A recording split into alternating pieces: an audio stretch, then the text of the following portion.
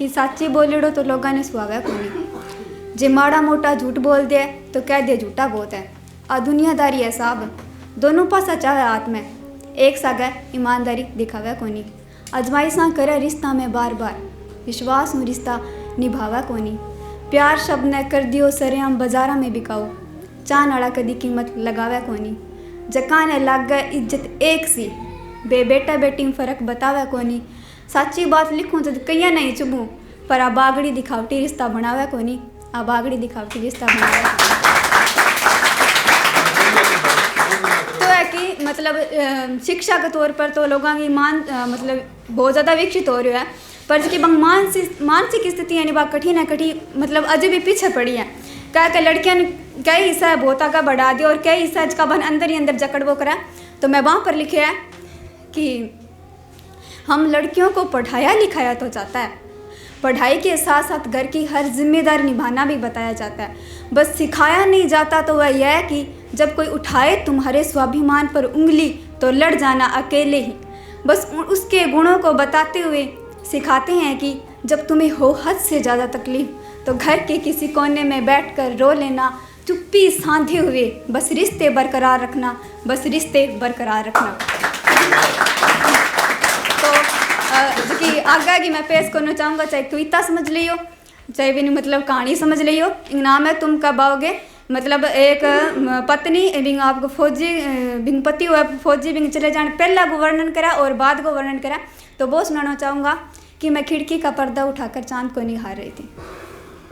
वो मेरे पास आई और कहने लगे मेरा चांद। मैंने उसके सामने देखा और मैं शर्मा गई। उसने कहा हाय तुम्हारी ये हया मेरी जान ही लेगी। मैंने उसके होठों पे उंगली रखी और कहा शुभ शुभ बोलो। तो उसने उंगली हटाते हुए कहा कि ये जान तो मेरे वतन ने मुझे कुछ वक्त के लिए उधार दे रखी है। तो मैं ऐसे चिड़चिड़ेपन से बोली हाँ तुम मुझसे ज़्यादा अपने वतन से मोहब्बत करते हो। उसने कहा हाँ करता हूँ। मैं कुछ और कहती इतनी देर में उसकी फ़ोन की घंटी बजी और सामने से इतनी ज़ोर से आवाज़ आई कि सर सब कुछ हमारे कंट्रोल से बाहर है, आप जल्दी से यहाँ आ जाइए। उन्होंने कहा कि हाँ मैं जल्दी यहाँ से रवाना होता हूँ, कहकर फ़ोन काट दिया। मैं उनकी तरफ देखती रही। उन्होंने कहा क्या तुम मेरा सामान समेटने में मदद करोगी।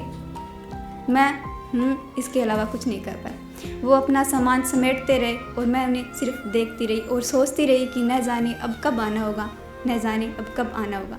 उन्होंने अपना सामान समेटा और ड्राइवर से कहा गाड़ी निकालो।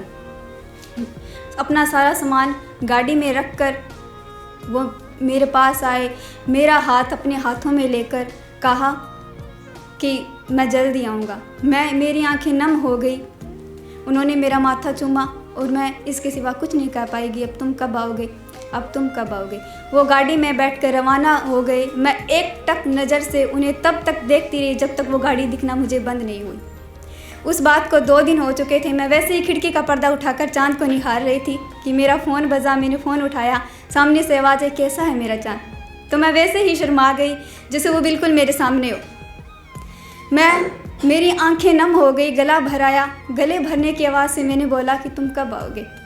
वो मुझे कुछ न जाने क्या कहने वाले थे, लेकिन हड़बड़ाहट में हाँ मैं तुम्हें अभी करता हूँ फ़ोन रख दिया। न जाने वहाँ क्या हुआ होगा। उस बात को कितने अरसे बीत गए हैं, कितना कुछ बदल गया है। आज मैं खिड़की पर खड़ी होकर उस चांद को नहीं निहारती, मेरे कमरे में लगी उस तस्वीर को निहारती हूँ और हर दिन पूछती हूँ कि तुम कब आओगे, तुम कब आओगे। तो आखिरी में एक शायरी सुनाना चाहूँगी कि मत पूछ दरिया कितना गहरा है, कि मत पूछ दरिया कितना गहरा है, शायद मेरी आँखों के जितना। कहीं डूब न जाना इनमें, वरना किनारा नहीं मिलेगा, किनारा नहीं मिलेगा। आभार।